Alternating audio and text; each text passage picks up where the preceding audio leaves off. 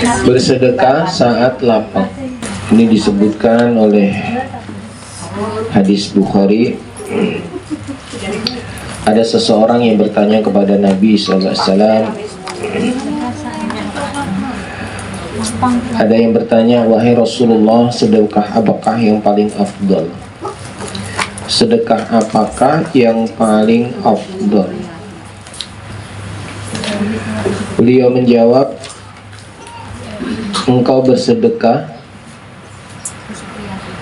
ketika masih dalam keadaan sehat, lagi lapang.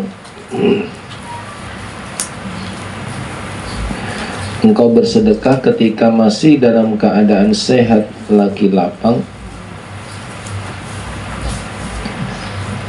sangat ingin menjadi kaya dan khawatir miskin. Sangat ingin menjadi kaya dan khawatir miskin. Jangan kau tunda hingga roh sudah sampai di kerongkongan. Ini ya Bu, disebutkan oleh Nabi di hadis yang nomor 62 ini, diharapkan kita ini bersedekah atau berinfak atau berbagi itu di saat kita sedang sehat, lapang, kaya. Artinya dalam keadaan memang kita sedang ada, jadi dalam kondisi yang memang kita lagi lapang-lapangnya. Karena di saat manusia itu memiliki kelapangan, artinya punya harta yang banyak, saat itulah kadang kekikiran itu muncul. Saat kondisi lapang, maka beramal, bersedekah. Karena kalau orang sudah jatuh miskin, mau berbagi juga berat, karena nggak ada yang mau dibagikan. Di saat kaya, kadang-kadang sudah muncul namanya kikir atau pelit, eman. Tabiat manusia, kata Nabi, kalau mereka punya satu lembah emas, pengennya punya 2 lembah emas. Kalau sudah punya 1 lembah, pengen punya 2 lembah. Kalau sudah punya 1 gunung emas, pengennya punya 2 gunung emas. Kalau sudah punya 2, pengennya 3, dan seterusnya. Itu tabiat manusia untuk nafsunya. Maka orang yang bisa mengendalikan nafsunya di saat sehat, di saat lapang, kok mau berderma, berbagi, maka itu sebuah keutamaan yang sangat besar. Sehingga sahabat sampai bertanya, ya Rasulullah, sedekah apa yang paling afdal? Jadi bukan disebutkan jumlahnya, bukan disebutkan berapanya atau jenis hartanya, tapi disebutkan kondisinya. Jadi sedekah yang paling afdal itu sedekah di saat kita lagi punya, lagi lapang. Lagi punya, lagi lapang, dan kita memang lagi takut miskin. Takut miskin lah, jangan-jangan kalau aku entek dite. Nah, saat itu pelitnya itu muncul. Maka berbagilah. Bu, sedekah itu bisa bentuknya macam-macam. Tapi kalau bahasa infak itu berarti harta. Jadi istilah aja. Tetap sama-sama berbagi. Cuma nih berbaginya bukan harta, bukan uang. Kalau sekarang namanya uang, dulu ya dinar, dirham. Kalau bentuknya harta berarti infak. Tapi bukan harta ataupun harta bisa disebut dengan sedekah. Jadi sedekah itu bisa harta, bisa yang lainnya.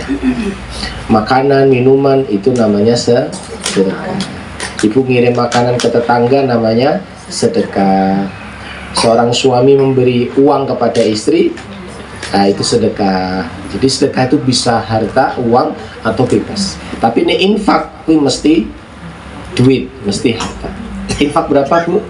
Infak sekarung beras. Salah ya.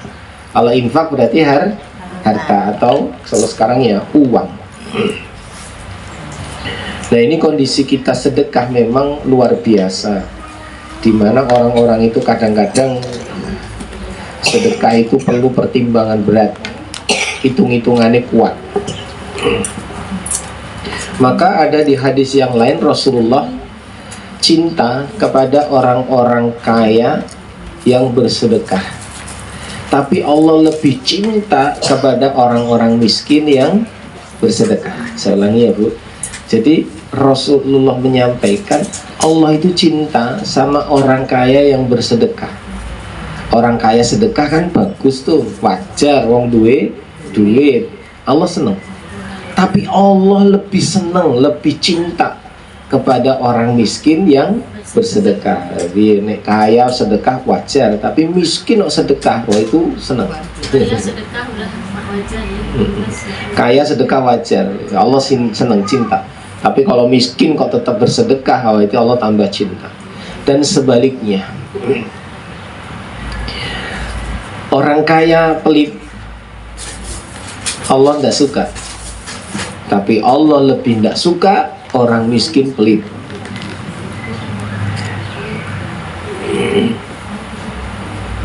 Ini lucu lah Bu, kalimatnya yang terakhir ini. Orang kaya pelit Allah nggak suka, tapi orang miskin kok pelit, tambah nggak suka. Karena seringkali orang miskin pelit itu biasanya sombong. Maka di hadis yang lain juga, besok di hari kiamat Bu, ada orang-orang yang tidak dilihat Allah. Di hari kiamat ada orang-orang yang diabaikan Allah. Di hari kiamat ada orang-orang yang dicuekin Allah. Dicuekin, diabaikan. Jadi Allah nggak ngurusi, Allah nggak nganggep wis karep-karepmu. Siapa mereka? Satu, pemimpin yang zalim. Ini orang yang zalim, pemimpin yang zalim itu diabaikan sama Allah. Di hari kiamat nggak dianggap. Bahkan pemimpin yang zalim ini besok di hari kiamat tubuh mereka mengecil seperti semut. Yang lainnya tinggi besar ya, dur-dur kayak mengecil Bu, seperti semut. Maka besok di hari kiamat kok kita lihat ada orang-orang kok cilik-cilik seperti semut, itu berarti dulu di dunia pemimpin yang zalim, pemimpin yang zalim kepada rakyatnya. Yang kedua, orang tua yang maksiat. Dalam tanda petik ya Bu, orang tua berzina. Jadi wis tua si seneng maksiat, wis tua zina. Itu Allah abaikan, Allah cuek itu. Yang ketiga, orang miskin yang sombong. Orang miskin sombong. Wis miskin pelit sombong gitu. Ini karena keumumannya, semakin dia miskin itu semakin dia entengan. Saya ulangi ya Bu. Karena orang miskin itu kebanyakan itu mudah berbagi, enteng. Seringkali kita temui orang yang punya duitnya sedikit itu malah gampangan. Contoh ibu duitnya 10.000, lah koncone njaluk, "Jeng, aku harus tuku bensin kentekan iki. Aduh, aku iso ngono tak nyileh sik 5.000." Aku duitnya 10.000, iskono nya, kan gitu ya. Padahal itu duit satu-satunya 10.000 kok. Tapi karena temennya butuh banget dikasihkan. Atau kalau enggak ya dipinjemkan lah. Aku kok gampang kan gitu ya Bu. Atau ibu punya makanan, ya, tetangga ini kebetulan mau buka puasa, kalau monggo ceng di mawon, di mawon pun monggo. Nah gitu. Nah, orang miskin tuh kadang malah luwe lomo, luwe gampang, luwe entengan dibanding orang kaya. Perhitungan ya, duit 1 juta disilai 500 pelitip pol, duit 2 juta disilai 1 juta pelitip pol. Lah ibu duit 100.000 disilai 50, monggo ora apa-apa, duitnya 100 disilai 50, padahal dia disilai separuh. Jajalin duit 10 juta silai 5 juta kan abot, padahal dia podo-podo separuh. 100.000 disilai 50 enteng. Maka ibu-ibu, jadilah kita orang-orang yang entengan untuk berbagi di saat lapang maupun sempit. Karena orang yang biasa berbagi, yang biasa berderma di kala lapang dan sempit, besok akan mendapatkan naungan di sorga. Saya ulangi, siapa yang dia bersedekah di saat lapang maupun sempit, maka kelak dia mendapatkan naungan di sorga. Kok naungan di sorga? Naungan di hari kiamat. Sorga nggak ada naungan lagi, wong wis wow. Mendapatkan naungan di hari kiamat. Maksud naungan itu apa? Yaitu dia tidak akan kepanasan. Di saat orang lain tersengat matahari, kitanya dipayungi oleh sedekah-sedekah yang pernah dia keluarkan. Maka jangan jadi orang yang pelit, jadilah orang yang lemah, yang mudah berbagi. Lanjut nomor 63. Nomor 63, bersedekah kepada kerabat dekat. Bersedekah kepada kerabat dekat. Dari Salman bin Amir, Rasulullah bersabda, Sesungguhnya sedekah kepada orang miskin mendapatkan pahala 1, sedangkan sedekah kepada kerabat pahalanya 2, yaitu pahala sedekah dan pahala silaturahim. Hadis riwayat Nasai, Tirmizi, Ibnu Majah. Sesungguhnya sedekah kepada orang miskin pahalanya 1 sedekah, sedangkan sedekah kepada kerabat pahalanya 2, yaitu pahala sedekah dan pahala menjalin hubungan kekerabatan atau silaturahim. Silaturahim itu yang menjalin hubungan kekerabatan. Maka Bu di sini menunjukkan prioritas sedekah itu nomor 1 ya keluarga, kedua kerabat. Keluarga itu siapa? Ya istri, suami, anak. Itu keluarga. Ibu punya suami, punya anak, itu keluarganya ibu. Orang tua bukan keluarga. Ponaan bukan keluarga. Mertua bukan keluarga. Jadi keluarga itu suami, istri, anak. Nah, perhatikan ya, keluarga itu istilahnya adalah suami, istri, anak. Nah ini ibu kita berarti keluarganya siapa? Ya keluarganya bapak. Misalkan bapaknya jenenge Bejo, ibunya jenenge Siti. Nah Siti ki berarti keluarganya Pak Bejo. Nah ibu wis duwe bojo dhewe, ya ibu keluarga sendiri, jelas ya. Maka bapak, ibu, orang tua, mertua, kakak, adik, keponakan, pak de, bude, dan seterusnya itu namanya kerabat. Maka prioritas kita bersedekah adalah keluarga, terus kerabat. Maka jika kita berbagi kepada keluarga dan kerabat, mendapatkan 2 pahala Bu. Pertama ya pahala sedekah, yang kedua pahala silaturahim. Oh, itu istimewa. Ini ya Bu, jadi kita berbagi atau bersedekah ini utamakan prioritas adalah keluarga. Nek keluarga wis baru kerabat. Nek kerabat wis baru sing rada adoh. Rada adoh ki ya kaya tetangga, teman, sahabat atau yang lain. Ojo nganti kewalik. Kita banyak memberi kepada tetangga, malah kerabat saudara, keluarganya terabaikan. Bapak ibu sampai kaliren bingung lemangan. Ponakane sampai raiso sekolah randuwe duit. Keluarga besarnya banyak yang susah. Nah ini nggak boleh Bu. Maka prioritas adalah keluarga kerabat. Dan tidak usah takut dengan pandangan orang. Sampai mungkin tonggone sing ngomong ojo anu njaluk ibu kae wong pelit. Pelit napa? Jaluki ra tau metu duite. Jaluki donatur ra metu. Padahal mereka nggak ngerti. Uripe mung sawang sinawang, padahal dia itu tanggung jawabnya besar. Dia ngurusi bapaknya, ibunya, mertuanya, kerabatnya dan lain-lain. Orang lain kan nggak ngerti. Ternyata dia senang sedekah kepada mereka-mereka. Kan kita ndak usah woro-woro Bu kepada orang-orang aku sedekah karo iki ndak perlu, hilang nanti pahalanya. Lanjut, bersedekah tanpa hitungan. Bersedekahlah kamu,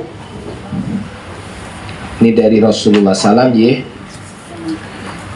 dari Asma binti Abu Bakar, dari Asma binti Abu Bakar radhiyallahu anha. Rasulullah bersabda, bersedekahlah kamu dan jangan menghitung-hitungnya.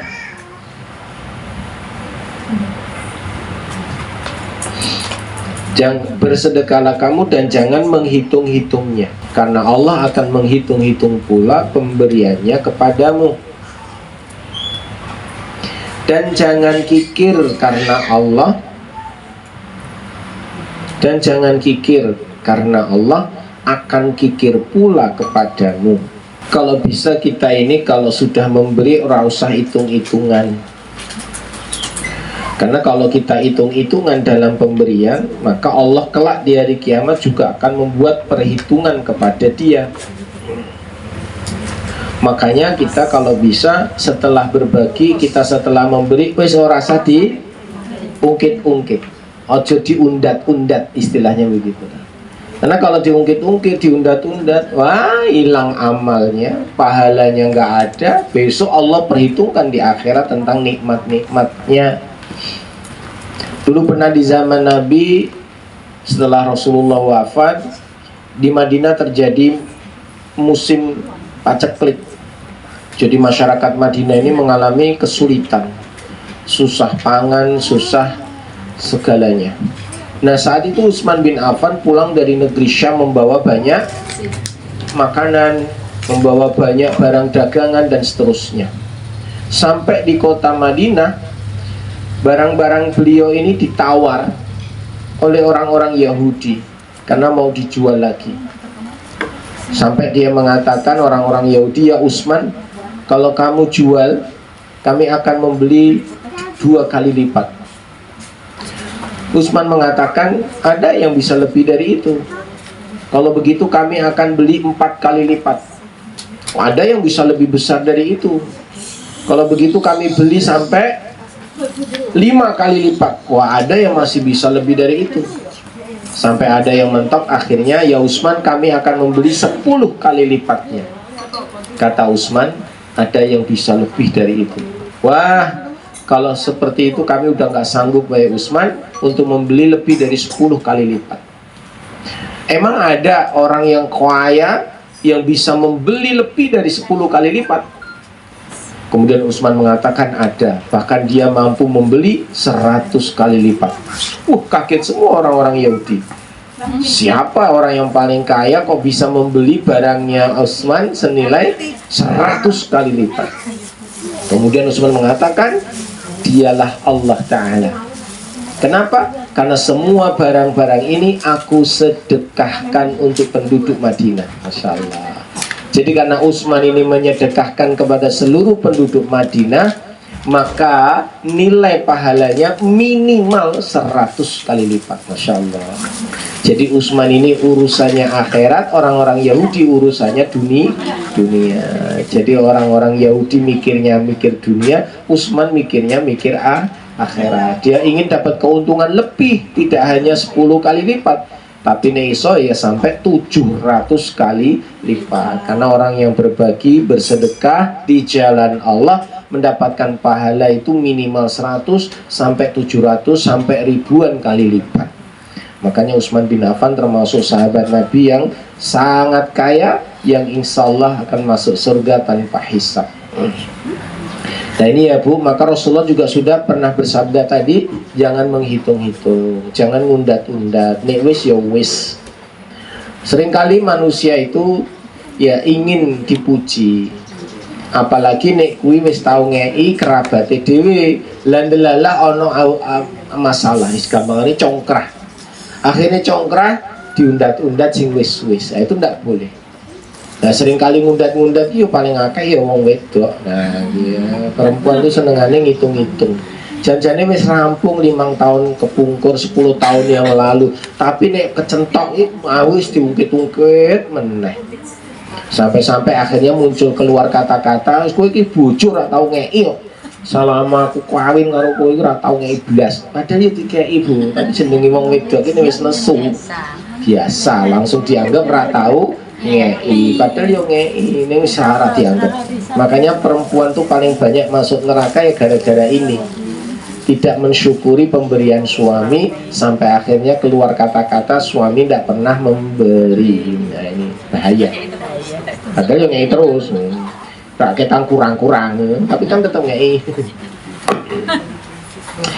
Yang ke-65, bersedekah dengan sembunyi-sembunyi. Seseorang yang bersedekah kemudian merahasiakannya hingga tangan kirinya tidak mengetahui.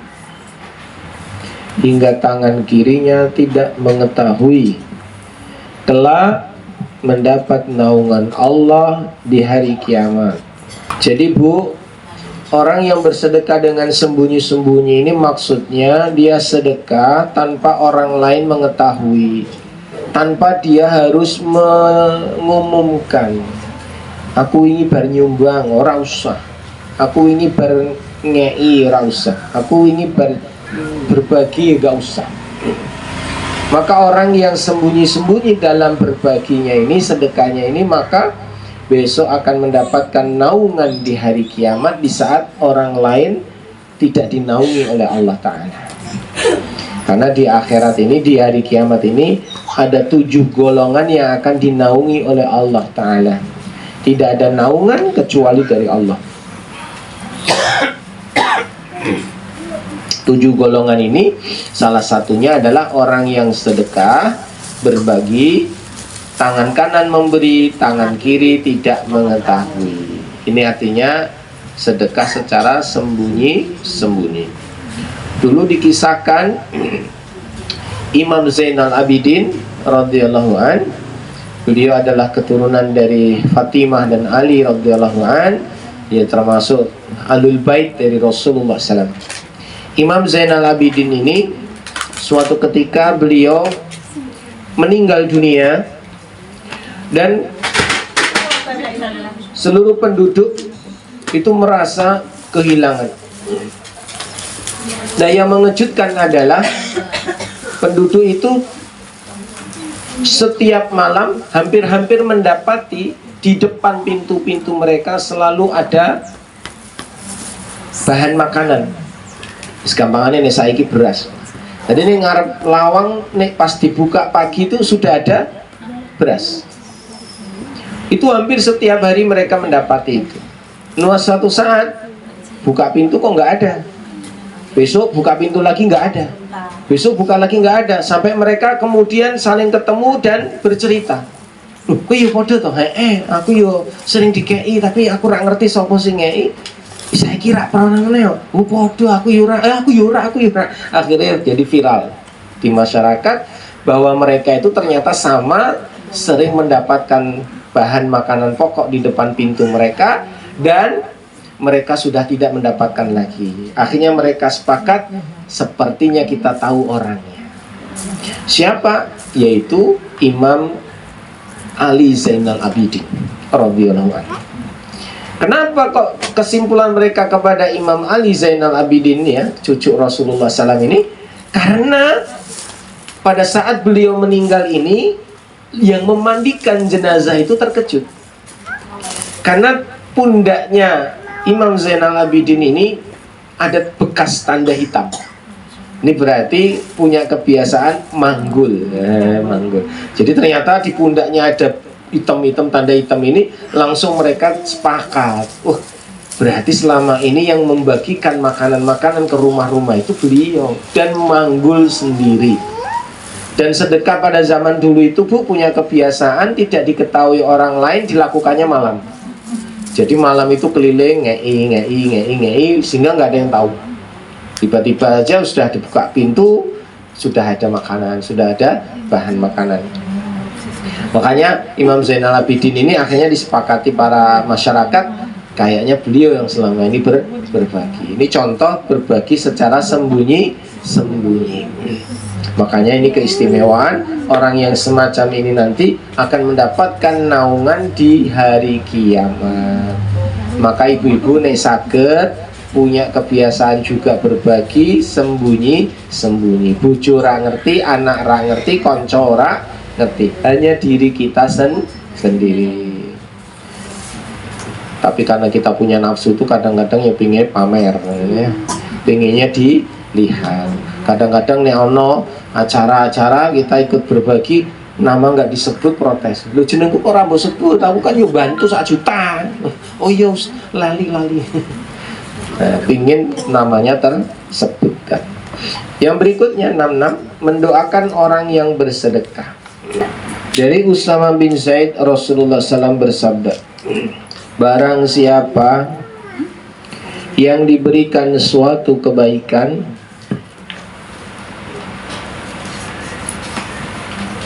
barang siapa yang diberikan suatu kebaikan, maka hendaknya dia mengucapkan jazakallah khairan.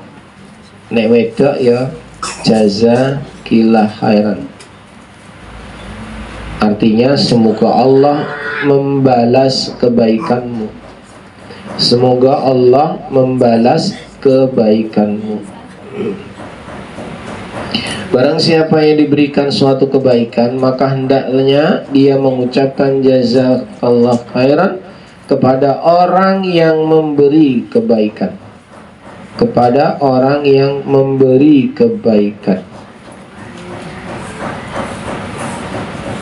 Sungguh hal yang demikian, sungguh hal yang demikian telah bersungguh-sungguh dalam berterima kasih.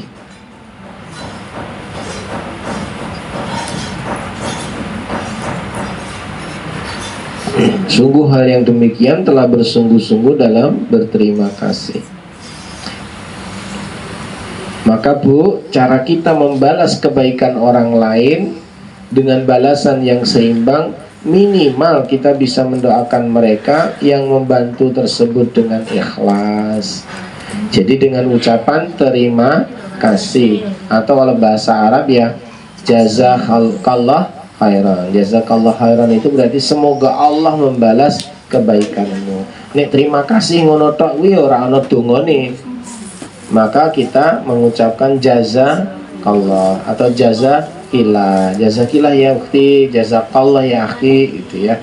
Nah, itu terima kasih saudaraku gitu. Tapi di sini mengandung arti semoga Allah membalas kebaikan. Jadi jazakallah, semoga Allah membalas kebaikanmu. Jazakallahu khairan. Jadi kalau kita dikasih sesuatu sama orang, ucapkanlah doa untuk mereka. Nek ora yo nganggo basa Jawa, bahasa Indonesia boleh. Makasih ya, moga-moga Allah berkahi, barakallah, itu juga boleh. Sing penting ana dongane, moga-moga Allah membalas kebaikanmu gitu. Berikutnya sedekah Jumat. Sedekah jariyah, sedekah Jumat. Ini hadis dari Abu Hurairah. Rasulullah bersabda, jika seseorang meninggal dunia, maka terputuslah amalannya,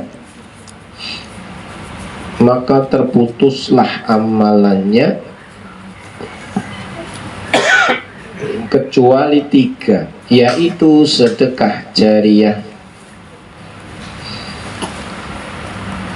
kemudian ilmu yang bermanfaat,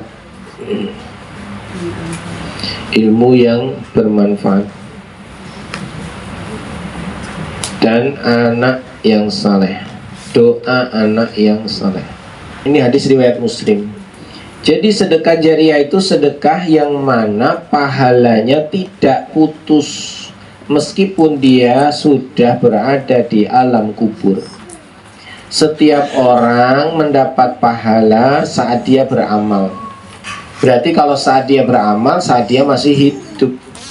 Contoh hari ini kita masih hidup, beramal soleh, menuntut ilmu, maka dapat pahala. Tuan rumah menyediakan snack, jajan lain-lain, insya Allah dapat pahala. Siapapun dalam rangka kebaikan beramal dapat pahala. Lah nek wis mati, ora iso ngaji meneh, ora iso nyuguhi meneh, ora iso ketempatan meneh, wis mati. Maka kalau orang sudah mati, tidak bisa lagi sholat, tidak bisa lagi puasa, tidak bisa lagi ngaji dan lain-lain, maka nggak ada pahala lagi yang dia bisa hasilkan. Kecuali 3 ini, yaitu orang yang bersedekah jariyah. Karena sedekah jariyah ini menghasilkan pahala yang berkelanjutan, sehingga meskipun sudah mati, pahalanya masih mengalir. Yang kedua, ilmu yang bermanfaat. Jadi ibu pernah ngasih tahu orang tentang suatu amal soleh dan orang itu mengerjakan. Bu, nek saged to jenengan salat duha, Bu. Sampai mati nek saged yo dijogo salat duhane sae lho niku Bu, macam-macam. Lah ibuke ngerjake duha. Selama ibu itu salat jenengan dapat pahala. Meninggal dunia masih juga dipakai buat salat, ibu masih dapat pahalanya. Itu namanya sedekah jariah. Maaf, ilmu yang bermanfaat. Nah, ternyata ibu mau ngandani yo koncone ya salat duha, ibu dapat juga pahala. Terus seperti itu. Ini namanya pahala yang berlipat-lipat dari orang yang berbagi ilmu. Yang ketiga, doanya anak yang soleh. Pernah suatu saat Rasulullah menceritakan ada seorang wanita di alam kubur, tiap hari itu disiksa, Bu. Nah, tiba-tiba siksaannya berhenti. Kemudian bertanya sama malaikat, "Ya malaikat, kok aku nggak disiksa lagi?" Kata malaikat, "Siksaanmu berhenti karena doa anakmu yang beristighfar untukmu." Gitu. Jadi doa anak yang soleh memohonkan ampunan ibunya, menjadikan ibunya ini dikurangi dosanya, dientai dosanya, dihabiskan dosanya, belas akhirnya nggak disiksa lagi. Rabbi firli wali walidayya warhamhuma kama rabbayani shaghira. Itu doanya. Maka itu doa anak yang soleh meringankan siksa kubur. Bu, dosa hamba itu digugurkan dengan 4 cara. Dosa hamba itu bisa digugurkan dengan 4 cara. 2 di dunia, 2 di akhirat. Yang 2 di dunia ini, 1, Allah gugurkan dosa hamba dengan ibadah yang dikerjakannya. Jadi kalau ibu-ibu ibadah, mbuh kuwi salat, zakat, sedekah, baca Quran, umroh haji, apapun ibadahnya, apapun kebaikannya, Allah gugurkan dosa-dosanya. Seorang suami, Bu, kerja, maka suami yang bekerja ini karena ikhlas lillahi ta'ala, maka disebut juga sedang beribadah. Kerja itu ya bisa bernilai ibadah. Maka Allah gugurkan dosa-dosanya. Sampai ada sabda Nabi, ada dosa yang tidak bisa digugurkan dengan salat dan puasa, tapi bisa digugurkan dengan bekerja. Maka bekerja itu bisa menggugurkan dosa. Menuntut ilmu menggugurkan dosa, baca Quran menggugurkan dosa. Pokoknya catat baik, setiap amal kebaikan, setiap ibadah menggugurkan dosa. Ibu sholat gugur dosa, puasa gugur dosa, sedekah gugur dosa, apik karo tanggane gugur dosa, apik karo bojone gugur dosa, apik karo anake gugur dosa. Pokoknya semua kebaikan itu mendapatkan pahala dan menggugurkan dosa. Yang kedua, Allah gugurkan dosa saat masih di dunia dengan apa? Dengan adanya musibah, ujian, cobaan, halangan. Ulangi ya. Jadi di dunia Allah gugurkan dosa hamba bisa dengan musibah, ujian, cobaan, halangan, masalah, atau semua hal yang tidak nyaman. Ini Allah sedang gugurkan dosa hambanya. Maka orang sakit berarti dia sedang digugurkan dosanya. Kan ra enak wong lara kuwi. Nah, Allah sedang gugurkan dosa.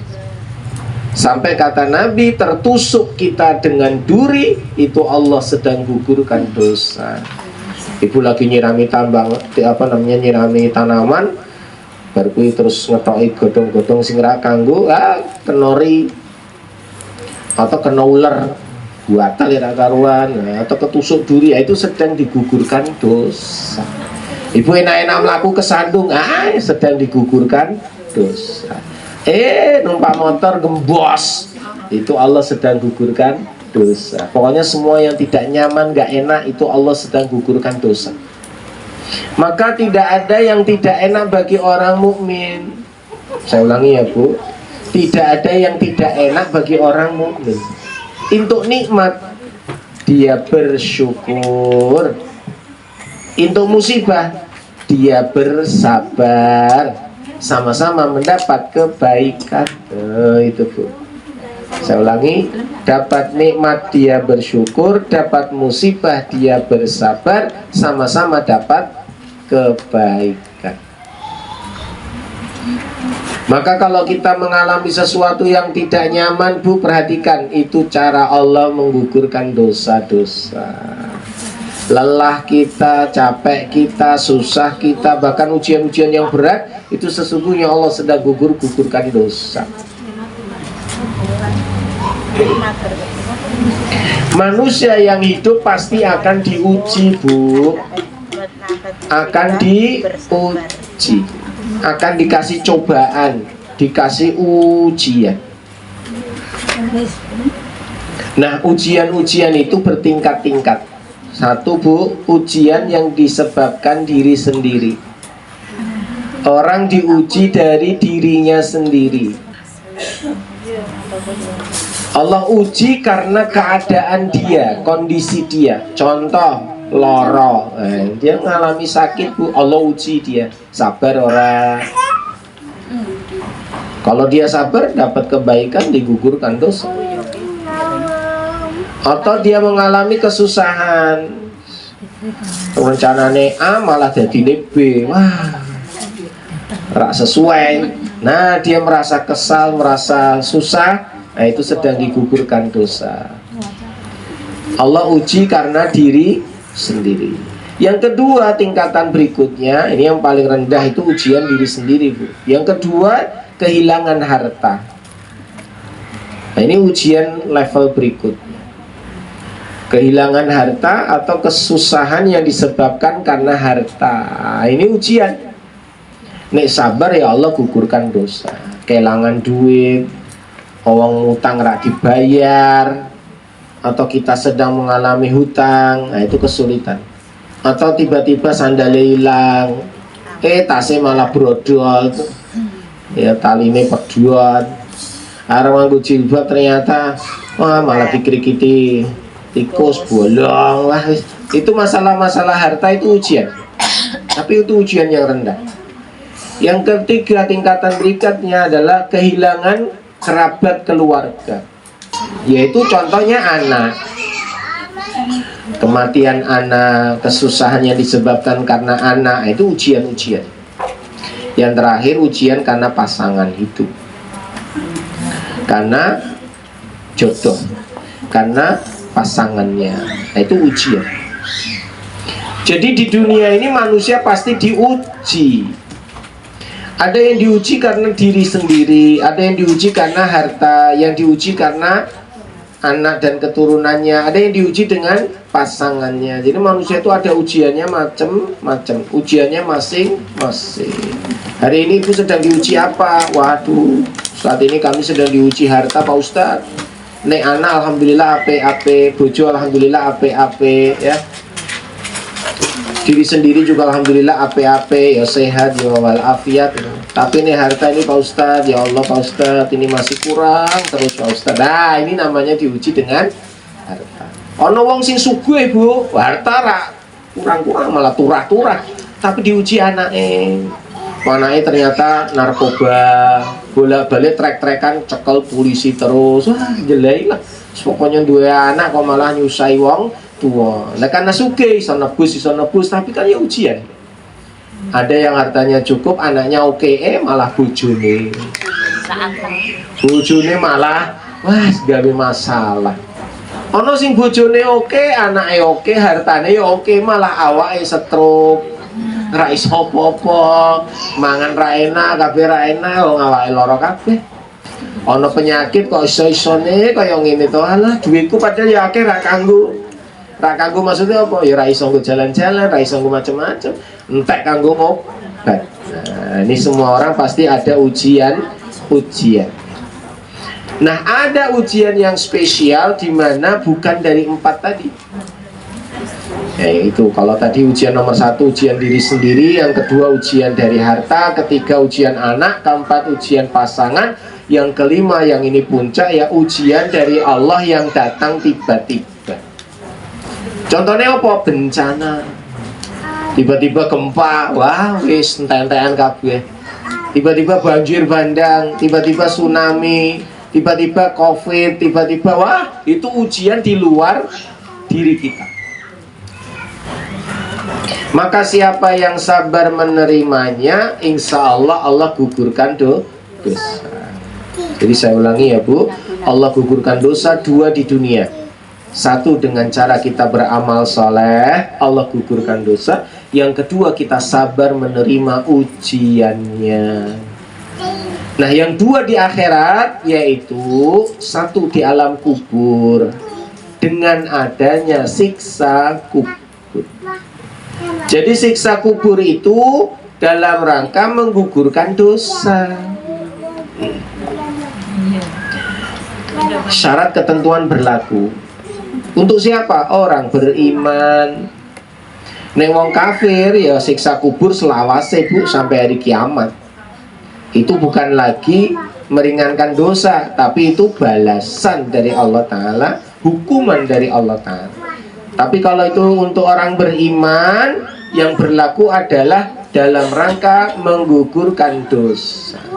Jadi dosane rung ngenteni ning donya, dintekke ning alam kubur. Maka cerita seorang wanita tadi dari Nabi, tiba-tiba kok siksaannya berhenti. Nanya malaikat, ya malaikat kok aku ra disiksa meneh? Karena doa istighfar anakmu. Nah ini loh Bu. Maka wanita ini sudah terbebas dari dosa karena bantuan orang yang masih hidup berdoa memohonkan ampunan. Makanya moga-moga anak-anak kita soleh-solehah, keturunan kita soleh-solehah, mendoakan kita karena kita nanti sudah meninggal dunia, sehingga kita diringankan kubur kita dari siksa-siksa. Moga-moga nggak mendapat siksa kubur sama sekali. Amin.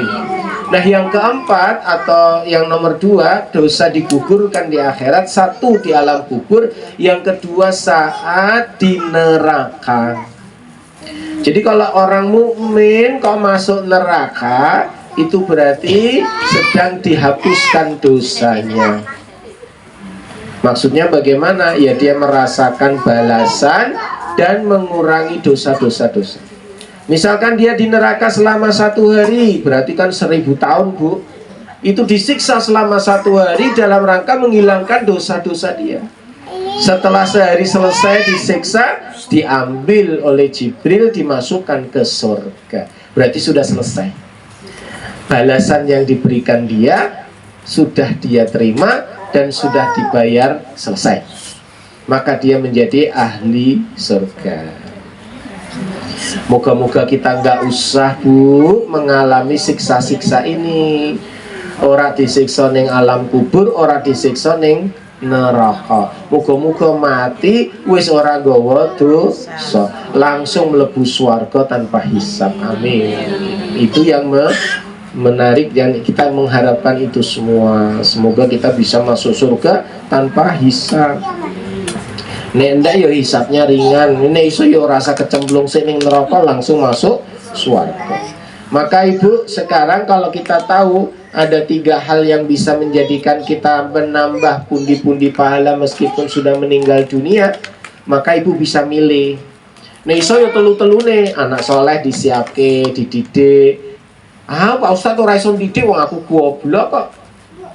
Maka sekolahke ben dididik guru sing apik sing kenal. Lah dhewe golek duit kanggo nyekolahke anak. Bu, meskipun kita tidak mendidik anak kita langsung, tapi karena memberi fasilitas tetap mendapatkan pahala.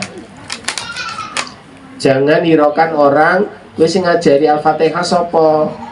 Guru. Lho ibumu ora ngajari, ora iso. Bukan berarti ibunya terus nggak dapat pahala. Bukan berarti bapaknya nggak dapat pahala.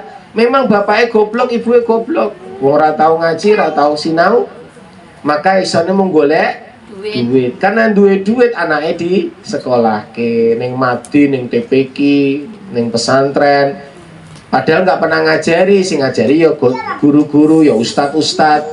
Akhirnya anaknya iso ngaji, iso sholat, tetap orang tuanya dapat pahala. Meskipun sing ngajari bukan dari diri mereka. Makanya kemarin ada ibu berita di media sosial itu yang agak menakutkan gitu. Kayak semacam ancaman, jangan sampai orang tua tidak mengajari anak Al-Fatihah. Kalau bisa ya mengajari Al-Fatihah pertama anak kita itu ya diri kita, jangan orang lain. Nah, ini koyoyo ono meden-medeni banget. Karena ada orang yang sudah meninggal dunia rung sempat ketemu anaknya terus piye ile ngajari. Kan ya tetap dapat pahala. Makanya apapun profesi orang tua, menyiapkan anak soleh-soleh. Nek ra iso Pak Ustadz orang duwe anak, ya wis diakai berbagi ilmu. Ra iso ngajari Pak Ustadz, ra iso ngomong, ayo wis akai sedekahe. Nah, sedekah jariah yang paling tepat adalah sedekah kepada tempat-tempat yang menghasilkan banyak pahala beranak pinak. Contoh sedekah jariah kemana? Ke panti asuhan, ke pondok pesantren, ke madrasah sekolah, atau ke masjid musola, atau tempat-tempat yang memang dipakai untuk kebaikan, sehingga kita meninggal tempat itu masih digunakan. Ya sekarang itu namanya wakaf kan begitu ya. Ada masjid, aku nyumbang wakaf. Wakaf opo keramik, wakaf opo wakaf sajadah ya, sajadah apa? Sajadah ya. Atau kita wakaf apa mukena atau sandal ya gitu kan namanya wakaf. Nah kalau bisa sing awet, nih sandal aku yo hilang, sandal yo akhirnya entek, akhirnya selain itu pahala bu. Maka sing awet opo? Yo keramik, kanggo lantai setiap wong sholat mesti untuk pahala. Atau bangun toilet ya dhewe nyumbang semen, nyumbang pasir. Nah itu sedekah jariah. Atau ngunggune air artetis butuh pompo ya wis bantu kanggo tuku pompo.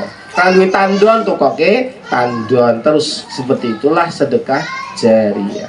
Selama kita memberikan kebaikan kepada orang, insya Allah kita mendapatkan pahala dari mereka tanpa mengurangi pahala mereka, sehingga sampai mati kita masih mendapatkan kiriman pahala. Alhamdulillah. Maka ibu-ibu, ayo dari 3 jenis ini ibu punya apa yang bisa dilakukan.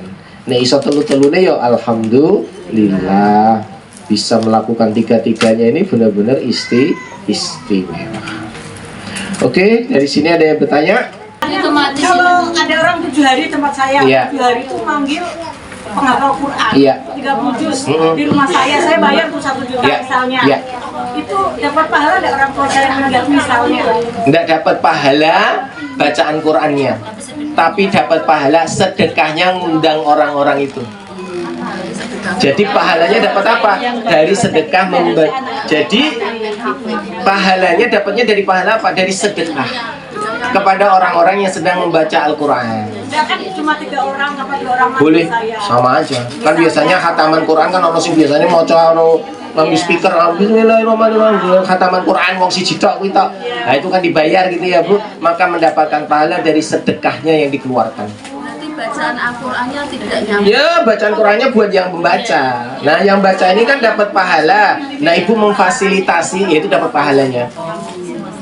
Nah, yang bisa nyampe ke mayit itu doa. Bukan ngirim pahala, tapi ngirim doa. Saya ulangi ya, ngirim doa itu baru bisa. Tapi ngirim pahala, ora iso putus. Kecuali memang anaknya, keturunannya, kerabatnya. Misal kita baca Al-Quran, kita berdoa, ya Allah, setiap amal soleh yang kita lakukan, berikanlah pahalanya untuk keluarga yang sudah meninggal. Oh, itu bisa wong keluarga karena nyambung. Sing ora iso, misalkan ya Allah, bacaan Quran saya kirimkan untuk guru saya Ustadz Farid. Ora iso, ora nyambung. Yang bisa apa? Doanya. Ya Allah, setelah baca Quran Bu, jenengan doa, ya Allah berikanlah kesehatan buat guru-guru saya, kesehatan buat orang tua mertua saya yang masih hidup kan, ya, itu baru bisa itu doa. Jadi ngirim doa itu mesti bisa, mesti nyampe.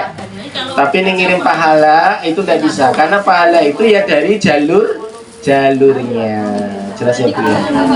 Ya barakallah, moga-moga berkah manfaat buat ibu-ibu semuanya. Terima kasih tuan rumah yang menyediakan segala sesuatu. Moga-moga dilapangkan rezekinya, diberkahi hartanya, dilapangkan hidupnya.